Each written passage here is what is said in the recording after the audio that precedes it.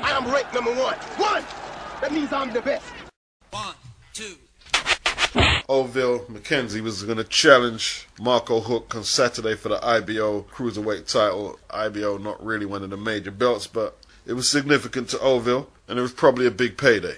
They haven't cited the injury or illness of the pullout, but medical experts have advised him to get himself sorted out. He said he's gutted, he was in top shape, training really hard.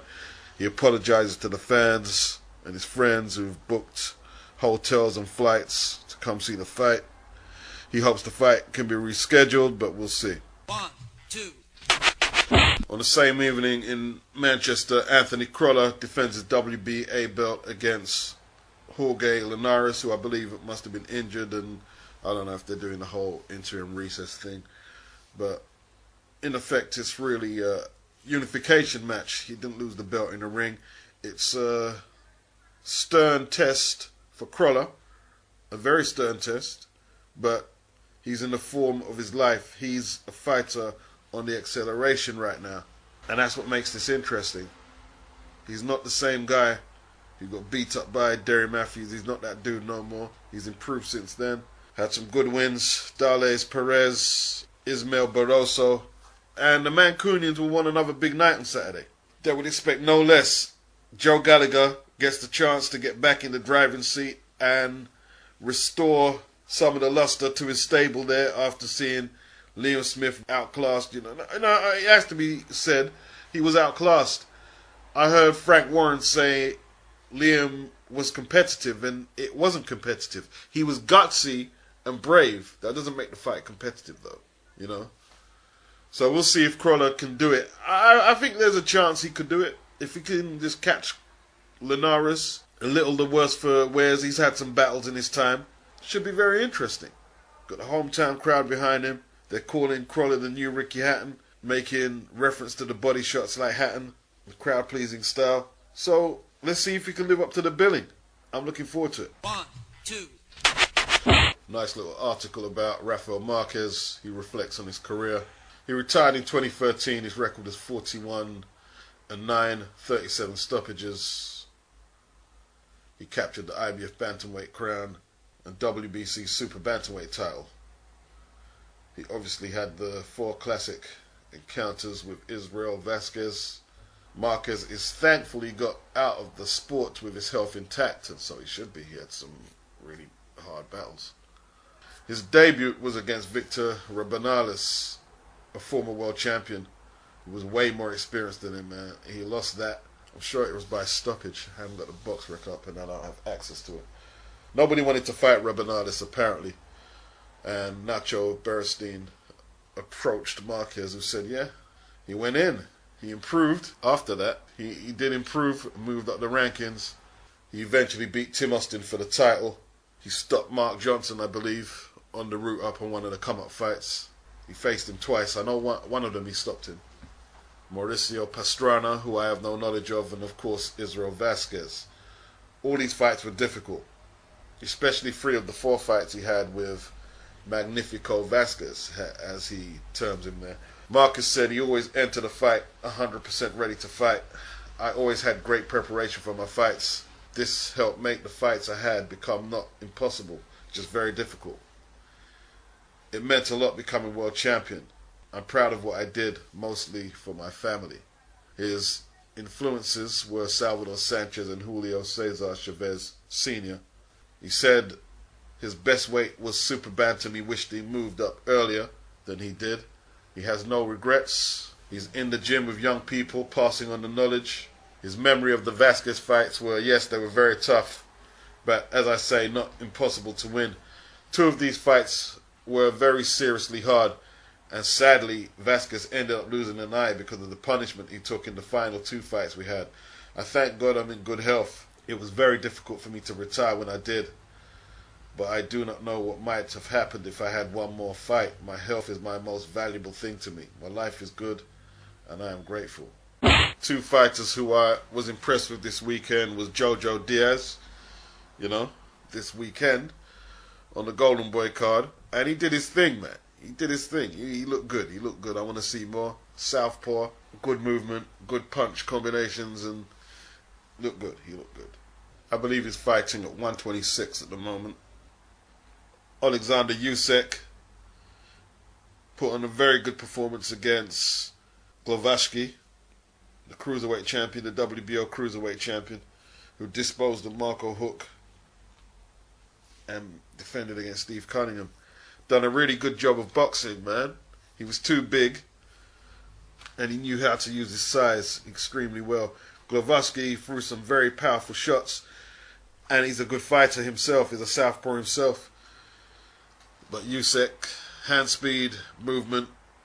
I guess HBO won't want Usyk on the network because they'll say he's running. They'll say he's running. We don't need him there. Big up to Mr. James Ali Bashir, his first world champion he's developed from the jump as a pro. Good stuff. Good stuff. I still think Usyk can improve and become a bit more of a rounded pro, but you would expect that. That was his 10th fight, and he won a cruiserweight title, beating Evander Holyfield's record of 12 fights. But Holyfield took on a way harder champion than Glowacki. In my opinion, I think Dwight Muhammad Cowie was way more advanced than Glowacki. And he might have beat Holyfield's record, but can he unify all the belts? Holyfield unified all of them. And I believe he actually can. I saw an amateur fight of him boxing Beterbiev and winning. And he is a very good fighter. He beat Joe Joyce, who won a silver medal for England in the Olympics in Brazil. And Joe Joyce is good. He beat him in the World Series of Boxing. So Usyk is very good. He's very good. I was impressed with him and Joe Diaz. Good stuff. Good to see fresh blood coming through the sport. Yes, Kid Galahad has another comeback fight after his little situation with the PEDs. We won't go into that for now. He fights on the Tyson Fury undercard on the 29th of October. I don't know who he's fighting. He's expected to win, whoever it is. He said he's setting his sights on challenging Rigondeaux for the super bantamweight crown. That's what he's saying. He said he saw Jazza Dickens chance his arm and try and get his jaw broken.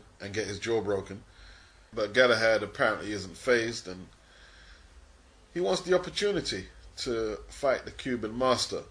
He believes Rigondeaux could be on the slide, although there's no evidence of that. But he's taking that gamble. He said Father Time catches up with everybody. Carl Frampton has moved up to featherweight, and he beat Leo Santa Cruz, I believe, for the vacant title. Was it for the vacant title, or was it Santa Cruz's belt? Did Santa Cruz win the belt against Maris? I don't know. I don't really care about Maris, Santa Cruz, or Frampton.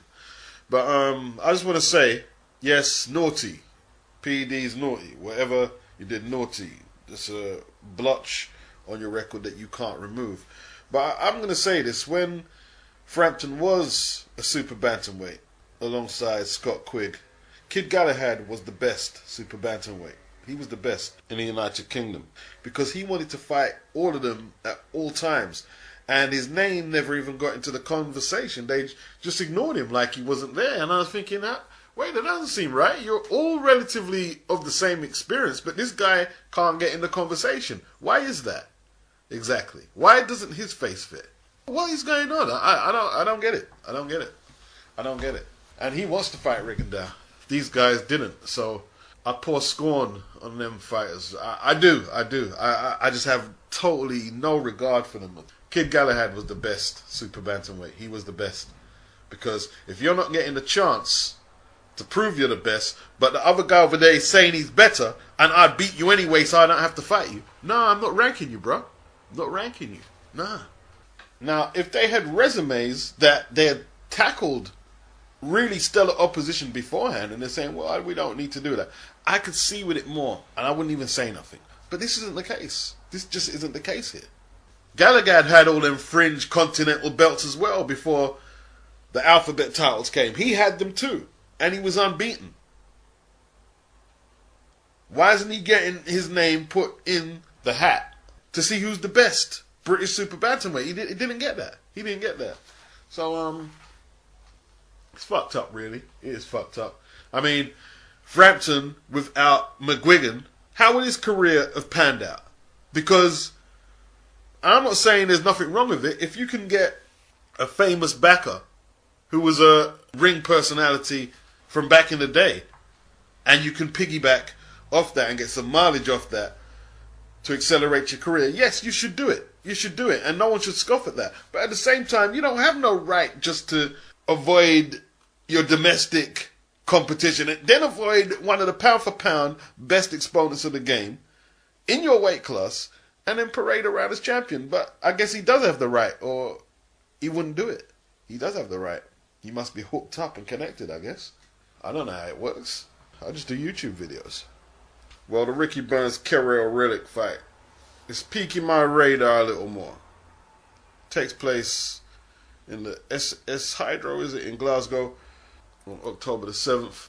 And obviously Dillian Whyte and Ian Lewinson will bang it out for the British title, British heavyweight title.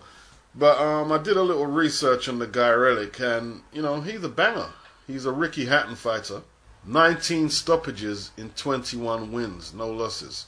Now, he hasn't fought any names as such, but you can't dismiss the KO percentage. You just can't dismiss that, I guess. So, you know, Ricky's in with a KO puncher.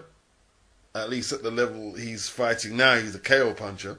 We'll see if he can transfer it to world level. He likes to throw hooks, a lot of hooks. He likes to stand there and trade.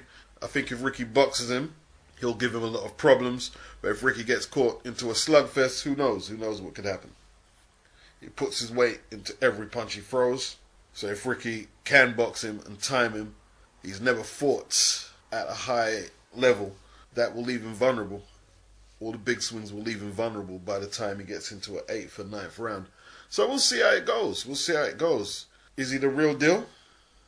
We don't know. Ricky Burns actually said to IFL London that after he defeats this guy Carrell, and that's assumptions, he's going to go to America and fight Adrian Broner, defend his belt against Adrian Broner, which is interesting.